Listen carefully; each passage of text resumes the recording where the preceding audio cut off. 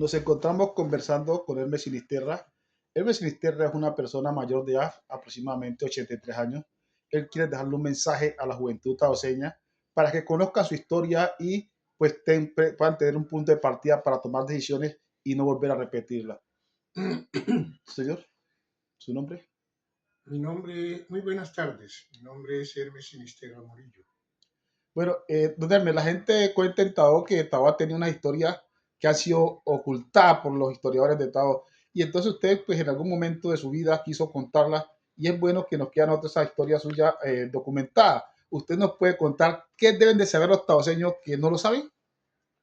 Pues hay muchas cosas que no sabemos los taoseños. A mí me gustaría contar algunas cosas que no conocemos, no solamente del Tao, sino del mismo Chocó. Entonces, ¿como cuál de ellas? Cuando era niño y estaba en la escuela, me enseñaron que el Chocó, que había habido en la historia de Colombia un presidente chocuano, que había nacido en Novita, en el año de 1832. ¿Cuál era el nombre? Eh, el nombre de él era Carlos Mayarino.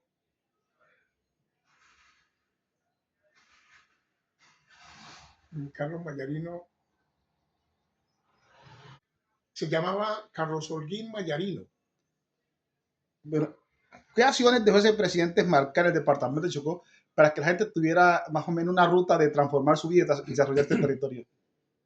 Lo que sucede, Francisco, es que la escuela ha abandonado la historia y crecemos sin conocer quiénes somos ni de dónde venimos, sobre todo en el caso de la formación de los negros. Eso yo pienso que es importante que los negros retomemos la historia para que otros no nos las escriban. ¿Cuántas personas, amén de Carlos Mayarín que usted ha mencionado, han dejado huella en el departamento del Chocó como abogados, ingenieros, entre otros, que la historia no los ha reconocido? O que muy poco se sabe de ellos. Bueno, aquí han habido hombres ilustres. Eh, Tenemos el caso del padre del reverendo Felipe Álvarez del Pino.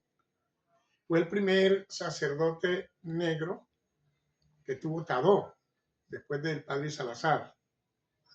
En Tadó nadie conoce a ese hombre. En el Chocó muy poquita gente lo conoce. Y ese tipo, ese sacerdote chocuano, ni siquiera la historia de Colombia lo registra y fue cardenal. ¿En qué año más o menos?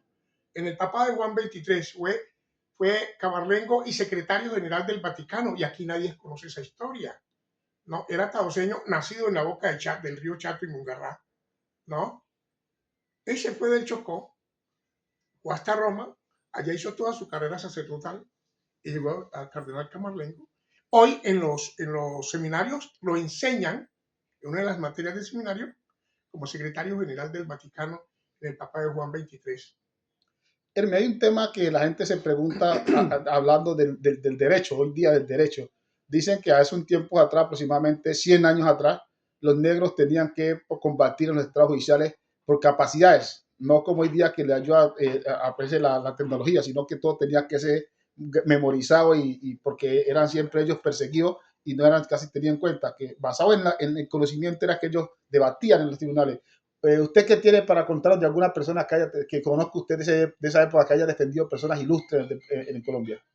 Pues como defensor, el único que conozco así fue Daniel Valois Arce. Cuéntanos sobre él. Ese hombre era un enamorado del derecho. Él fue, el cargo de él en la defensa de Rojas Pinilla fue, mm, él fue asistente de Alejandro Rey Rey, que era el jurista más grande que tenía Colombia en los años 58. Eh, en esa defensa del general Rojas Pinilla, después de que salió la presidencia de Colombia, actuó Daniel Valois Arce con Alejandro Rey Rey y fue un éxito. Inclusive, La defensa de Rojas Pinilla que hizo ese señor, porque incluso Alejandro Reguer ni siquiera pudo hablar, no lo dejó hablar, era el encargado pues, de la defensa, él era su asistente. En esa defensa, él probó, por ejemplo, cosas como el crimen de Gaitán y muchas cosas más. Y eso le costó a él la maldición de los conservadores para no permitirle volver a cargos administrativos ni actuar en la política. Lo condenaron políticamente por las denuncias que él hizo en esa defensa de Rojas Pinilla, por lo cual no pudieron condenar a Rojas Pinilla. También este hombre fue el defensor de un expresidente venezolano, Tomás Andrés Pérez. Él era un historiador, escritor, él fue el que escribió sobre Bolívar, hizo la biografía de Bolívar más profunda que se haya hecho en Colombia.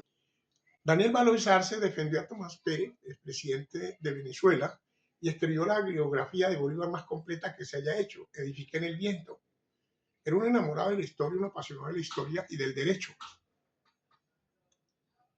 ¿Qué otra? También cuentan que un parlamentario chocuano que en algún momento, cuando él entró al Senado, él daba cátedra prácticamente cuando se sentía que lo estaban más o menos pabullando por su historia negra. Cuéntenos de lo que usted sabe de eso. Pues dice que era el doctor Diego Luis Córdoba. Era muy elocuente, profundo en su pensamiento y muy irónico también, ¿no? Pero era un gran hombre. Era de aquí de Neguá, iluseño por naturaleza, ¿no? Era un príncipe de la política.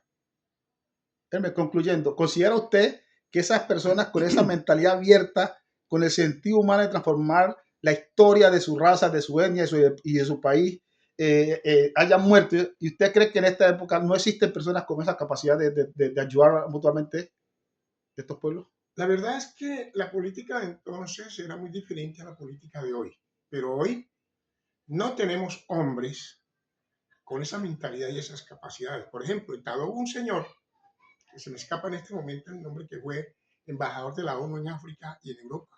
Y aquí nadie lo conoce, nació en el Tacón, era primo del doctor, tío del doctor Tomás Rentería, que fue alcalde de Tadó. Y ese hombre murió en España en el 2012. Y nadie sabe la calidad de cargo que tuvo ese señor en el mundo como embajador de la ONU. ¿Por qué cree usted que las personas con esa mentalidad tan abierta, cuando tienen la posibilidad de hacer algo por su pueblo, por su país, les toca irse de Tadó? Porque Tadó y el Chocó es una sociedad cerrada. Las sociedades cerradas tienen el gran problema que se genera un fenómeno que se llama fuga de cerebros, porque no tienen el Chocó y la sociedad del Chocó no tienen la capacidad para sostenerlos. Entonces tienen que abrirse para buscar crearse su propio espacio en otras tierras. Algo que usted le quiera, un mensaje final que usted le quiera a la juventud de este pueblo. Que se preparen para la vida futura, porque realmente están muy flotadores, que se acimenten, que pongan los pies sobre la tierra y se den cuenta que ellos necesitan una vida mejor en el futuro, que no se crean del trago, que se capaciten, que tomen a Tadó, se responsabilicen, asuman responsabilidades con Tadó y lo saquen de la miseria en que está.